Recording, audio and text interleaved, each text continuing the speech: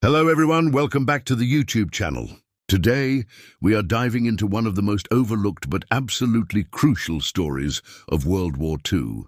It is the story of the small, inexpensive British warships that quietly carried the weight of the Battle of the Atlantic on their steel shoulders. Most people hear about battleships, cruisers, or destroyers, but very few know that a tiny little ship called the Flower-class Corvette cost barely 1/10 the price of a modern destroyer, yet ended up sinking almost as many German U-boats as their bigger, more expensive cousins. The secret of their success was not power, not advanced technology, and not heavy firepower. It was something completely different, entirely unexpected, and deeply practical. Corvettes were never meant to be glamorous. They were meant to be workhorses. And in the freezing, brutal waters of the North Atlantic, they became exactly that. To understand why the British turned to corvettes, we need to go back to 1939. When World War II began, Britain was dangerously unprepared for a long naval war. The Royal Navy had destroyers for fleet combat, but almost none available for the endless day and night escort duties required to protect merchant convoys. Destroyers were expensive ships with highly trained crews, steam turbines, advanced fire control systems, and high speed. The British Admiralty knew they needed a ship that could be built cheaply in large numbers, using civilian shipyards instead of military slipways. The answer came from an unexpected place: a design for a small civilian whale catcher. It was simple, slow, cheap, and easy to manufacture. Almost any coastal shipyard in Britain or Canada could build one.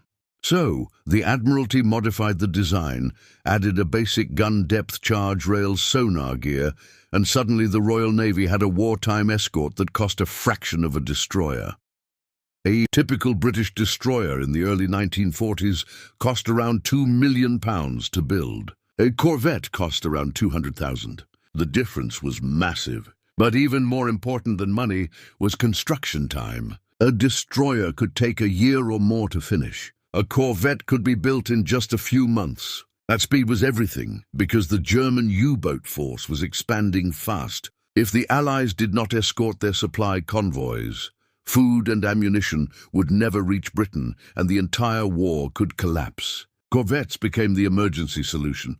They were never designed for comfort. In fact, crews often joked that the ships could roll on wet grass because they were so unstable in rough seas. The bow would plunge into waves, soaking the entire deck, while the stern lifted high like a cork. The engines vibrated constantly. Space inside was cramped. The motion made sailors sick for weeks, and the speed was painfully slow. But these weaknesses hid something important. Corvettes had incredible endurance. They could stay at sea for weeks and even months, crossing the entire Atlantic alongside convoys. Destroyers might have been powerful, but they burned fuel too quickly. Corvettes could just keep going.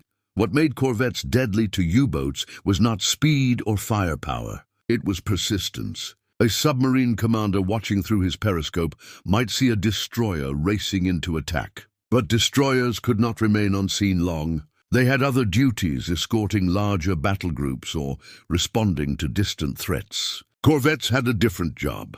Stick to the convoy like glue. Stay with the merchants no matter what. If a U-boat attacked the convoy, the Corvette was always the closest ship to respond. They hunted with sonar. They chased contacts for hours. They dropped depth charges again and again until either the U-boat slipped away or was blown to the surface in pieces. Their crews became extremely experienced because they lived inside the battle every day. They heard the distress calls. They felt the torpedo hits. They watched ships burn. And they pushed forward, tirelessly. One of the most famous corvettes was HMS Bluebell.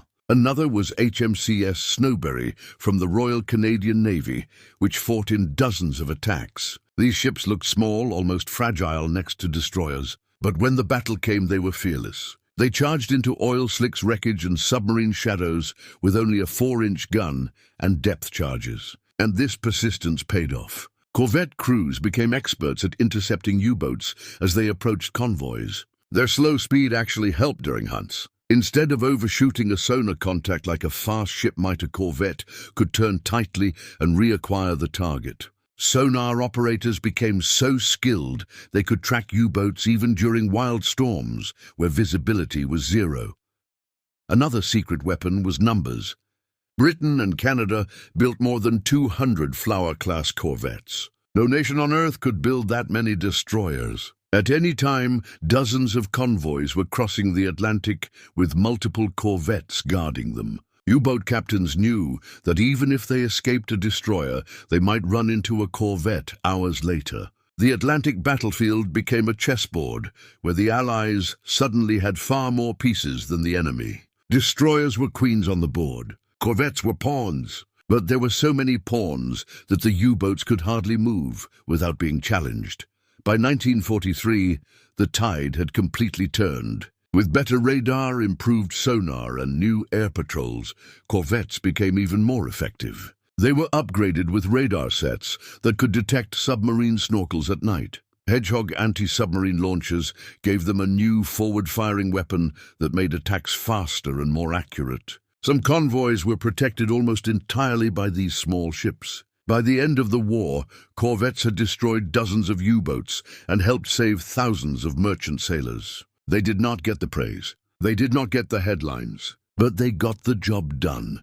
What makes their story remarkable is that they accomplished all this while costing a tiny fraction of a fleet destroyer. In a war of strategy, logistics, and production, the corvette proved that price does not always equal power.